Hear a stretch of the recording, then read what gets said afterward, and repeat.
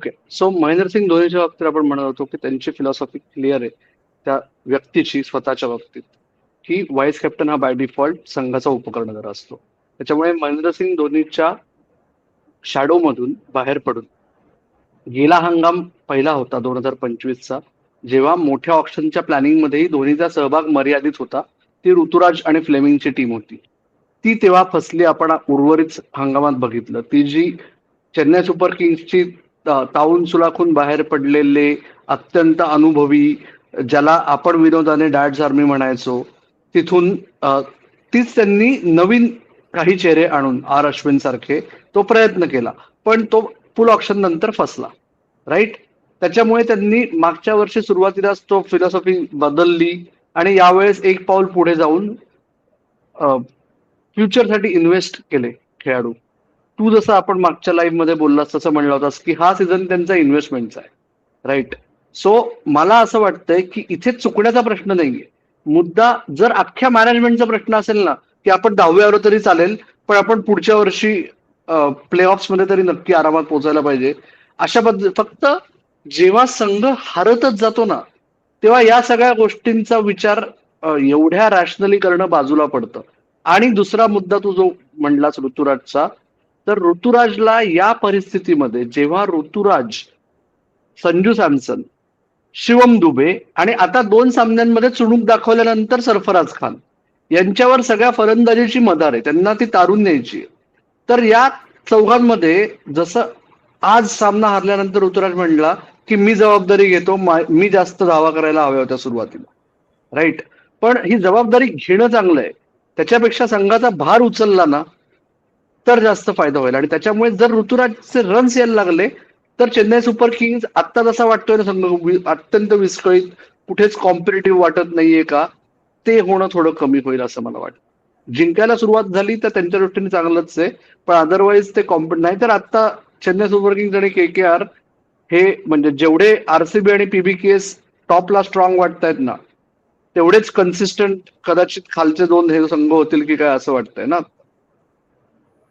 नाही, प्रश्नच नाही. म्हणजे मला फार आश्चर्य वाटतंय की त्यांनी अंशुल कंबोजला आजच्या मॅच मध्ये पण बॅक केलं. म्हणजे आता त्यांनी ऑन पेपर कोहलीची वगैरे विकेट घेतली वगैरे, सगळं बरोबर आहे. पण मुकेश चौधरी असू दे, म्हणजे त्यांच्याकडे बरे ऑप्शन्स, म्हणजे अंशुल कंबोजच्या पेक्षा बरे ऑप्शन्स असतील असं मला वाटतं. आणि ते त्याला व्यवस्थित ट्राय नाही करत आहेत. रामकृष्ण घोषला पण संधी मिळत नाहीये. म्हणजे अर्थात 3 मॅच हरलेत म्हणून हा ॲनालिसिस आहे का असा विषय नाहीये. जरी ते आजची मॅच जिंकले असते किंवा गेली मॅच बऱ्यापैकी कॉम्पिटेटिव्ह होती, ती जिंकली असते, तरी मी हेच म्हटलं असतं की काही सिंपल गोष्टी सुद्धा अवघड करतायत ते. तर मग म्हणजे मला असं वाटतंय की आता त्यांनी टीम बघून बघितली. आता पुढच्या वर्षी कदाचित जर का ही त्यांची इन्व्हेस्टमेंट म्हणून टीम नसेल आणि त्यांना परफॉर्मन्स हवा असेल, तर असं होऊ शकतं की पुढच्या वर्षी मॅनेजमेंटच बदलते. मॅनेजमेंट बदलणार का, मॅनेजमेंट बदलावी हे ऑलरेडी सुरू झालंय. राईट. म्हणजे जसं धोनीच्या पुढे काट टाकली, तर चेन्नई सुपर किंग्स पहिल्या 18 वर्ष, आपण गेल्या वर्षी सातत्याने बोलत होतो की ते एकाच पद्धतीचं क्रिकेट खेळत आहेत. आणि T20 क्रिकेट जेव्हा एका वर्षात एवढं बदलतं असं आपण दिसतो. सो त्या दृष्टीने नवीन विचार करायची आवश्यकता आहे का. आणि मॅनेजमेंट फक्त फ्लेमिंग नाही, मॅनेजमेंटमध्ये मायकेल असेही कॉमन आहे, एका दशकापेक्षा जास्त काळ आता जवळजवळ. त्याच्यामुळे एरिक सायमन्स नाही तेवढाच वेळ झालाय ऑलमोस्ट. त्याच्यामुळे मला असं वाटतंय की विचार आपलं ठीक आहे, त्यांच्या दृष्टीने काय विचार करतायत. म्हणजे एकीकडे, आणि आता मला एक प्रॉब्लेम काय वाटतोय माहितीये का, जर संघाचा हंगाम एवढाच खालावलेला राहिला, जवळजवळ अख्खा हंगाम, ऋतुराजच्या धावा किती होत आहेत, ओके, या सगळ्या मुद्द्यांवरून ठरणार आहे की पुढच्या वर्षी कर्णधार कोण असणार आहे. मग पुढच्या वर्षी तुम्ही नवा कर्णधार आणि नवी मॅनेजमेंट आणि पूर्ण नवीन सोच करणार का. कारण संघ मालक तर तेच आहेत. ठीक आहे, तिथेही छोटेसे बदल झालेत, ओके, पण रूढार्थाने संघ मालक तेच आहेत.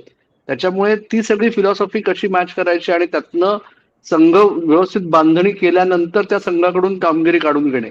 आजच्या सामन्यात, गेल्या सामन्यात अटलिस्ट एक चांगलं आहे की त्यांची फलंदाजी वाताहत तर झाली नाही जशी पहिल्या सामन्यात झाली तशी.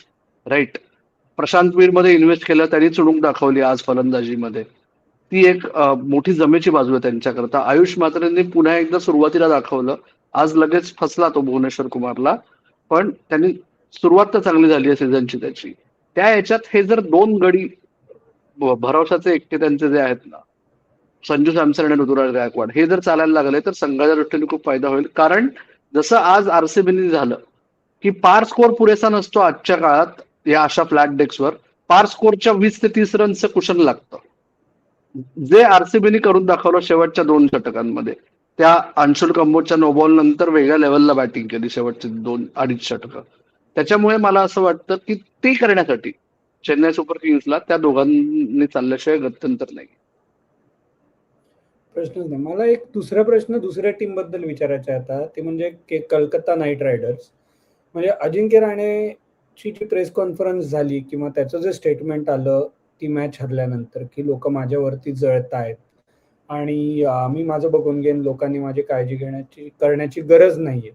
तर 2 मॅच हरल्यानंतर अशा स्टेटमेंटची पहिली गोष्ट गरज होती का? आणि हे पर्सनली घेण्याचं काय कारण होतं? मला जरा आश्चर्य वाटलं अजिंक्य राहणेसारख्या खेळाडूकडून असं स्टेटमेंट येण्यामध्ये.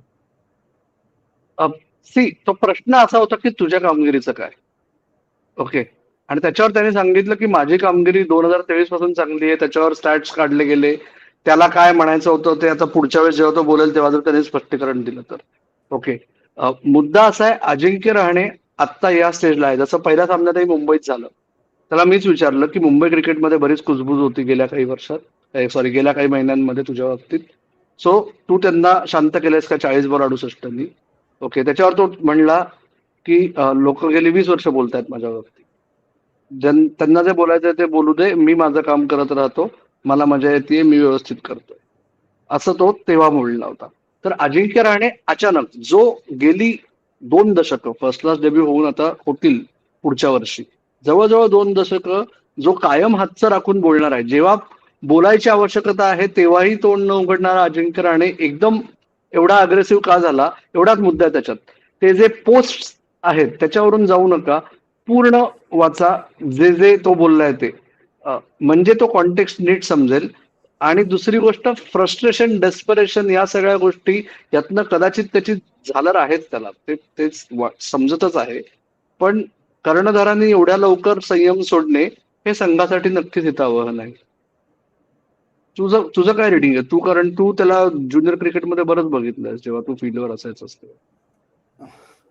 नाही, म्हणजे मला म्हणूनच आश्चर्य वाटलं की त्यांनी एवढे अग्रेसिव्हली उत्तर द्यावं. म्हणजे मी त्याचं ते अख्खं कॉन्टेक्स्ट आणि स्टेटमेंट पण बघितलं. म्हणजे मी ते हेडलाईन बघून मग मी ते म्हटलं बाबा हे नक्की काय झालंय याच्यासाठी मी ते स्टेटमेंट पण बघितलं. म्हणूनच मला थोडंसं म्हणजे एकदम अनलाईक अजिंक्य रहाणे, किंवा आपण दुसऱ्या दृष्टीने असंही म्हणू शकतो की आता त्याला काही पडलेली नाही, कारण त्याला माहिती आहे की आपल्या भारताच्या टीमचे दरवाजे बंद झाले.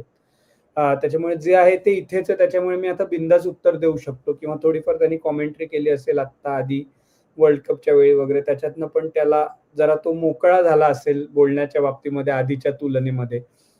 हे सगळं रिफ्लेक्ट होत असावं आत्ताच्या त्याच्या या अशा वेगळ्या अग्रेसिव्ह टोनमधनं. पण खरं तर तो कॅप्टन म्हणून काही तोडच नाही. तो प्रचंड हुशार आहे. तर ती हुशारी त्याने आता फील्डवरती दाखवावी आणि त्याचं फ्रस्ट्रेशन त्याने ते फील्डवरती काढावं एवढीच माझी अपेक्षा आहे. कारण वरुण चक्रवर्तीला पॉवर प्लेमध्ये बॉलिंगला आणणं आणि रिंकू सिंगला नंबर 4ला खेळवणं, आणि म्हणजे ही बॅटिंग लाईनअप प्रचंड तकलादू वाटते आत्ताची कलकत्ता नाईट रायडर्सची. म्हणजे या बॅटिंग लाईनअपकडे बघून काही कॉन्फिडन्सच येत नाही अशी परिस्थिती आहे. त्याच्यामुळे म्हणजे त्या दृष्टीने कलकत्ता नाईट रायडर्सनी आता या सीझनकडे पुढे जाताना कसं बघावं आणि बॅटिंग लाईनअपसाठी त्यांना काय करायला हवं. कारण रोमन पॉवेल ला ते खेळवू शकत नाहीत जोपर्यंत कॅमरून ग्रीन बॉलिंग करत नाहीये. तर त्याच्यामुळे त्यांची म्हणजे, आणि रोमन पॉवेल आला तरी सुद्धा काय असं फार काही बदल होणार आहे असं वाटत नाही. अनुकूल रॉय जो प्रायमरीली बॉलिंग ऑलराऊंडर आहे, तो इकडे 5 नंबरला बॅटिंगला यायला लागतंय. अशी त्यांची आत्ताची परिस्थिती असताना म्हणजे आता अभिषेक नायरला भारताच्या टीममधनं काढलं ते बरोबर, आणि त्याला किती सीझन मिळणार अशी गुफअप्स करायला आणि त्याचे फेवरेट खेळाडू खेळवत राहील.